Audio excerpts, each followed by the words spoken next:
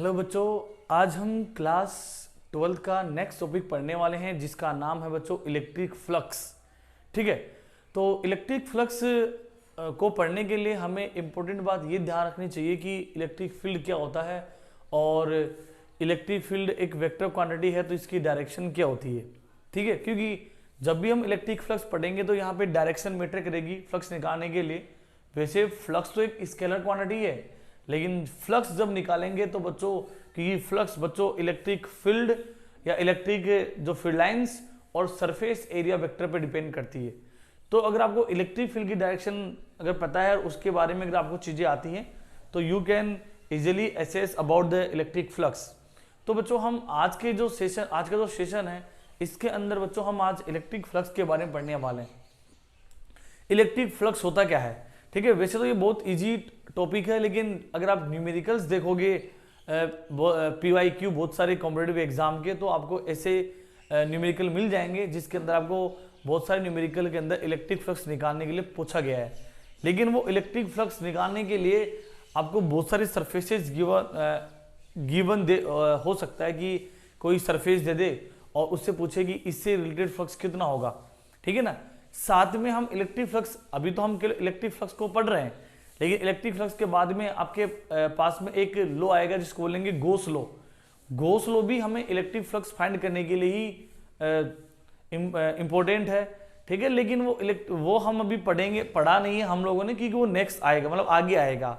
जो आपके पास में जो सेशन जो अभी चल रहे हैं इनके आगे नेक्स्ट सेक्शन आएंगे जिनके अंदर हम लोग गोस लो के बारे में पढ़ेंगे।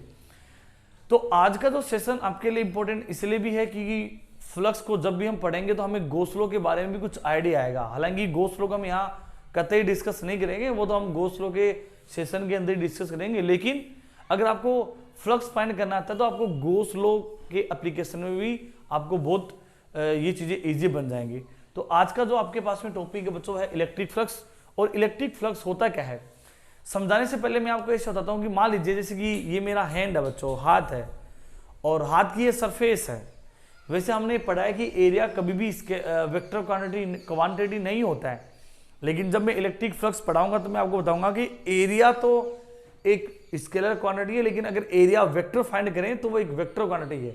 और हमेशा किसी भी सरफेस का जो एरिया वेक्टर होता है बच्चों वो उस सरफेस के परपेंडिकुलर आउटवर्ड होता है।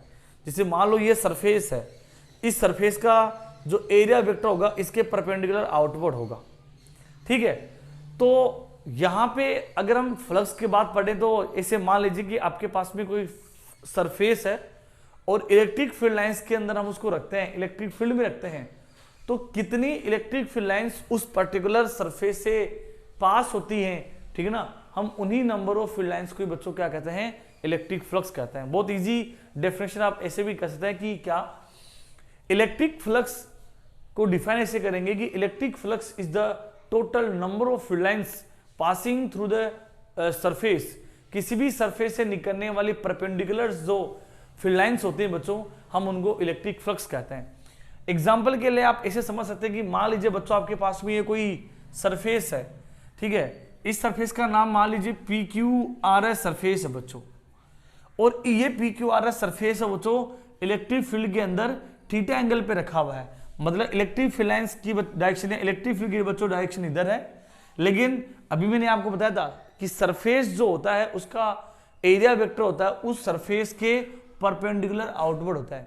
तो हमने यहाँ पे दिखा के रखा है कि यहाँ आपके पास में जो कोई सरफेस है इसमें इलेक्ट्रिक फील्ड की डायरेक्शन तो इधर है, लेकिन इसका जो एरिया वेक्टर है बच्चों वो इलेक्ट्रिक फील्ड से थीटा एंगल बना के रखा हुआ है। तो इससे रिलेटेड कितना फील्ड लाइंस इससे पास होंगी, ठीक है ना, बहुत सारी पास होंगी, और हम उसको ऐसे लिखेंगे phi is equal to E vector dot S vector, क्योंकि इलेक्ट्रिक फील्ड भी एक वेक्टर क्वांटिटी है और एरिया वेक्टर भी एक वेक्टर क्वांटिटी है।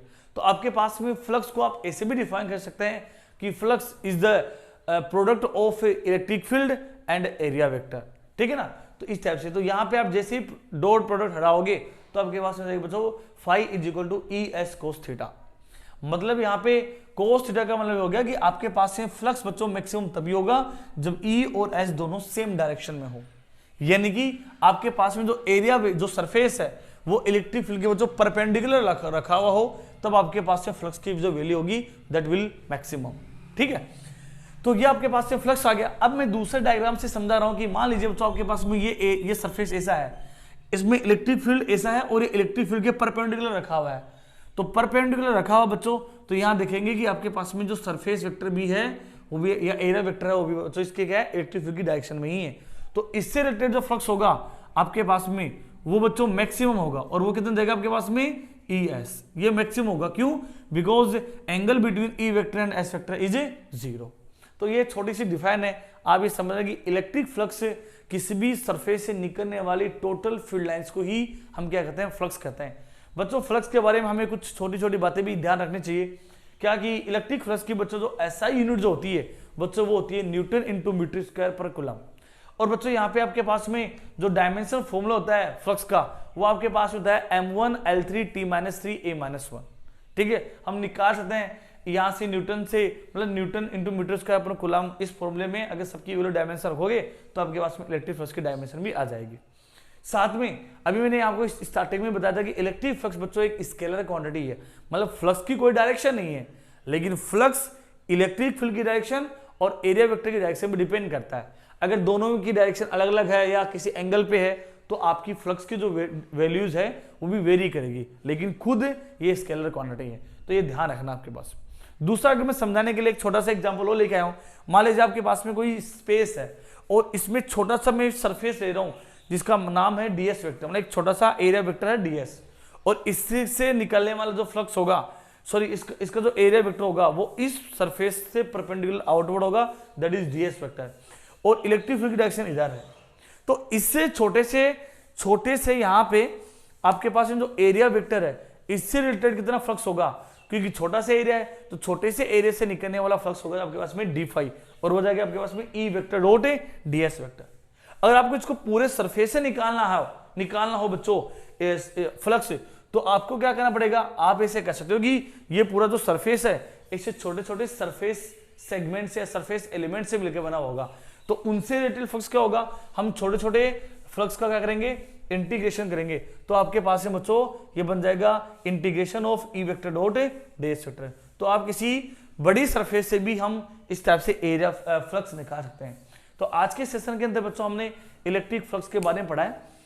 ठीक है, अगर आपको इसमें कोई प्रॉब्लम है तो आप हमसे कमेंट सेक्शन में क्वेश्चन डाल के पूछना ताकि हम उसको रेस्पॉन्ड करें और बता पाएं। ठीक है, और इसी टाइप से बच्चों आप बने रहिएगा। ठीक है।